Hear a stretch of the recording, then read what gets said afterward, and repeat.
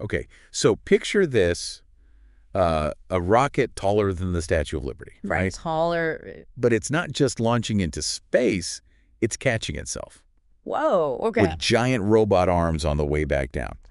Come on. I know, right? That's wild. It sounds like something out of a movie. It does, but That's this is SpaceX's Starship we're talking about, and this latest test flight, it's a game changer. Totally. And the thing is, this wasn't even Starship's first rodeo. Right. This was test flight number 5. Wow. Each one building on the last, pushing the limits of what we thought was even possible. Yeah, and each test is so carefully planned. Oh, absolutely. To get all that data and refine the technology. Yeah. Getting them closer and closer to that ultimate goal. Which is? Making space accessible to everyone. Not just a select few astronauts anymore. Exactly. So before we get too far ahead of ourselves, let's talk about the elephant in the room, or should I say the rocket on the launch pad. Okay. The sheer power of this thing. I mean, it's unbelievable. That isn't your grandpa's rocket. It's Starship's super heavy booster stage, and we're talking just that part alone, is bigger than a Boeing 747. That's huge. It's massive.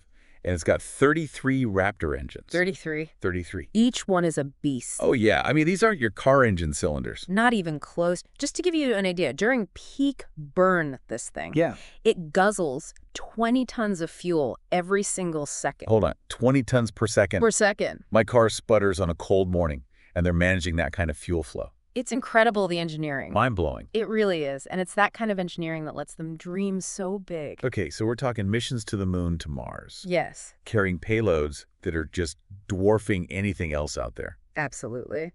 And this test flight had everyone biting their nails. Oh, I bet. But maybe not for the reason you'd think. Really? Yeah, sure, the launch was impressive. Of course. But the real showstopper was the return. The return. Everyone was watching that booster stage like a hawk.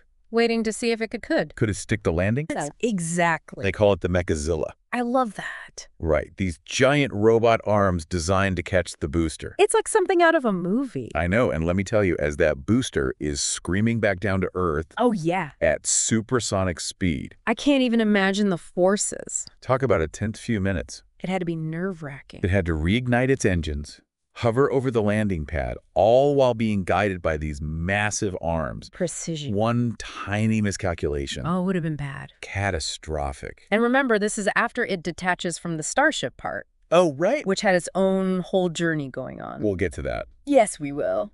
But speaking of that booster catch, I heard even SpaceX's own team. Yeah. They were glued to the screens. Of course they were. During that descent. You know, and their reaction really said it all. What do you mean? Well, one of their communications managers, Dan Hoods, he called it a major step on the way to rapid reusability. Catchphrase alert. Right. Rapid reusability. But it's huge. For those of us who don't speak SpaceX, break it down. Okay, so imagine airlines had to wait weeks to refurbish planes after each flight.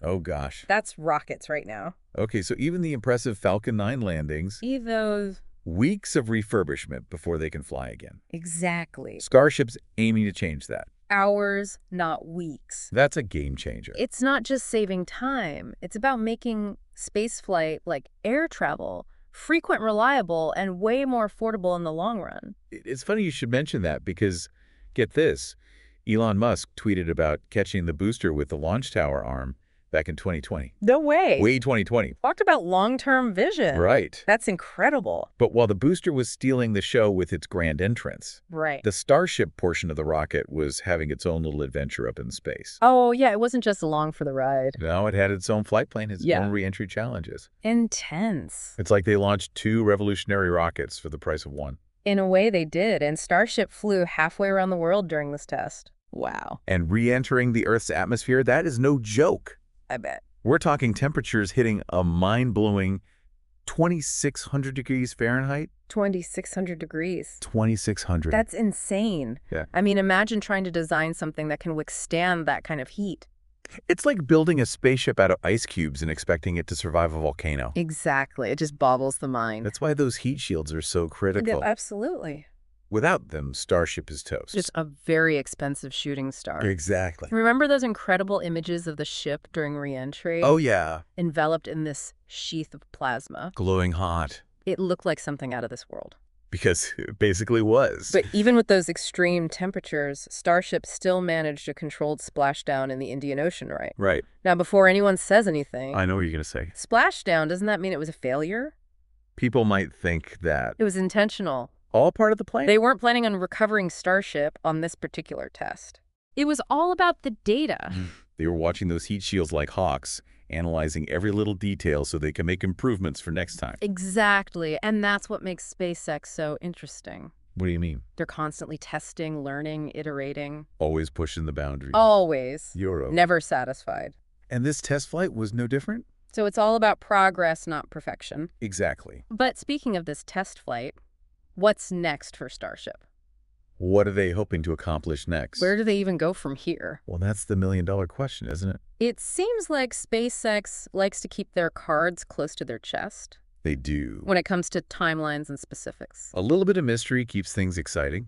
True that. But we can look for clues. Okay, so what hints have they dropped? What mysteries can we unravel? Let's put on our detective hats and see what we can find out. All right, so as incredible as this test flight was, it's just one piece of the puzzle. Okay, I like where you're going with this. For example, they haven't even tried to reignite Starship's engines while it's still in space. Ah, the in-space engine reignition. Exactly. That's the key difference between a short hop and a long-haul flight. Right, because without that... You're not getting to orbit or anywhere beyond that. So that's still on the to-do list. Big time. You know, it's easy to forget just how much goes into these missions. Oh, absolutely. When you see those launches, it looks so smooth. It does. It's like a well-choreographed dance. Everything perfectly timed. Every movement essential. And speaking of timing, right. SpaceX isn't stopping with just one launch pad. Oh, no, not even close. They're building another one in Texas. Okay. And they've got plans for 2 more in Florida. 2 more? Are they going to start offering frequent flyer miles next? Maybe, maybe not, but that's just the beginning. What else is there? They're also building this massive factory called Star Factory. Star Factory has a nice ring to it. I know, right? And it's designed to pump out multiple Starships and boosters every single week. Hauled up multiple rockets per week. That's the goal. That's not building rockets.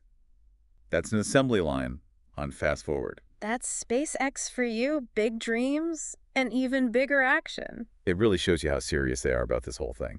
They're not messing around. This is about making space travel a regular thing. Part of our future, like flying on a plane. Exactly. But it makes you wonder, with all this talk of rapid reusability and multiple launches per week, what are they going to do with all these rockets? That's the big question. Where are they going? Right. Well, remember Starship's crazy payload capacity, how much it can carry? Yeah, we're talking over 100 tons to orbit, right? More than 100 tons. It's like hauling a blue whale into space. That's a lot of cargo. It is, and that opens up so many possibilities.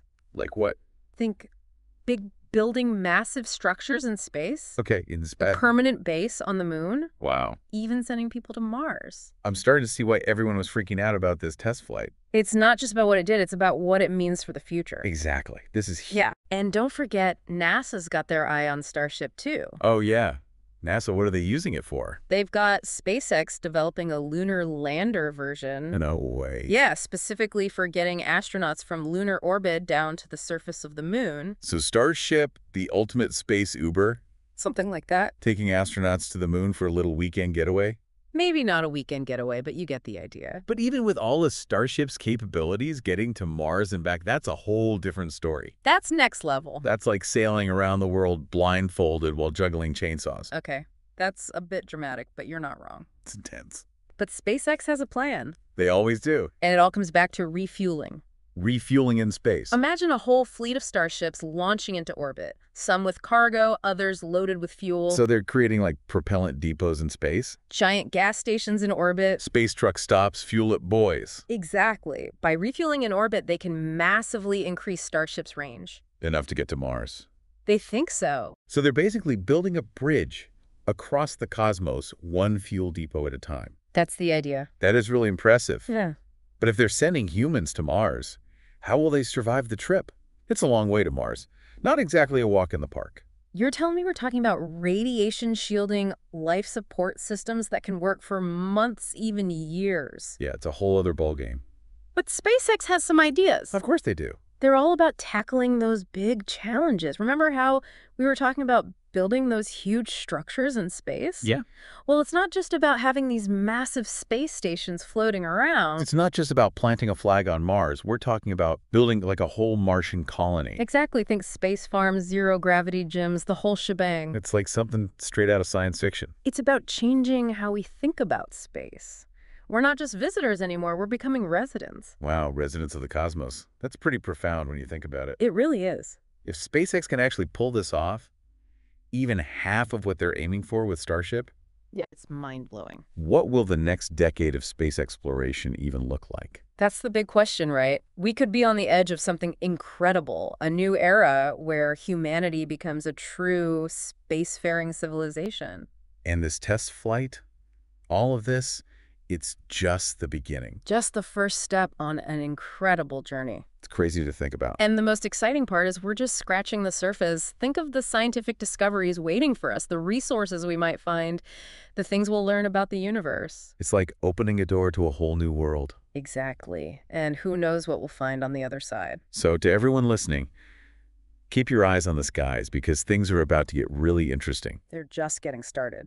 This deep dive has been quite a ride, from catching a rocket with giant robot arms to propellant depots and Martian colonies. It's been amazing to explore it all. It really has, and it just makes you wonder what incredible feats of engineering and imagination we'll see next. This is just the start of an incredible adventure, and I can't wait to see where it takes us.